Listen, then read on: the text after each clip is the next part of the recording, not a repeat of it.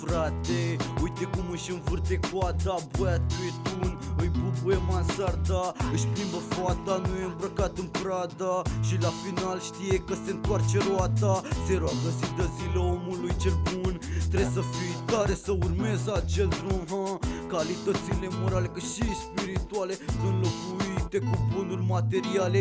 Fiecare zi devine o povață și parcă nici pastilele nu mai te trezesc la viață. Aceeași față, aceeași glumă, păcatele te îndepărtează de a ta mumă. Hai să pictăm un peisaj ideal, să uităm de realitate, un atac cerebral. Poate să ne dorim ceva mai mult, mereu pentru tine frate am să lupt. Știu, urăși falsitatea, dacă mai cunoașteai întâlni anxietatea. Știu, urăși falsitatea, dacă mai cunoașteai întâlni anxietatea. Știu, urăși falsitatea, dacă mai cunoașteai întâlni anxietatea. Știu, urăși falsitatea, dacă mai cunoașteai întâlni anxietatea.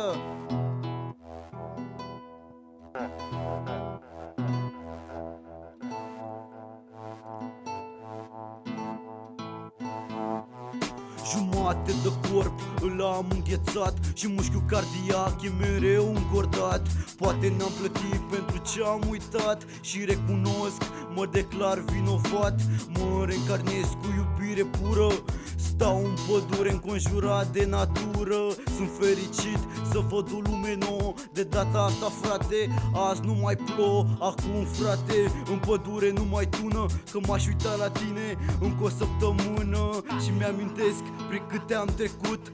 N-o să uit niciodată cuvânt cu cuvânt, că așa am rămas de ceva timp și din cauza unora nu mai simt nimic.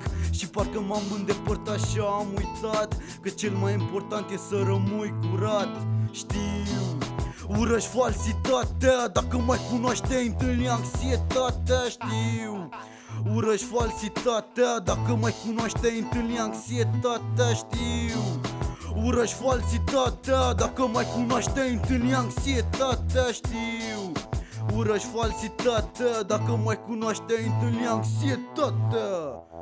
Jeman.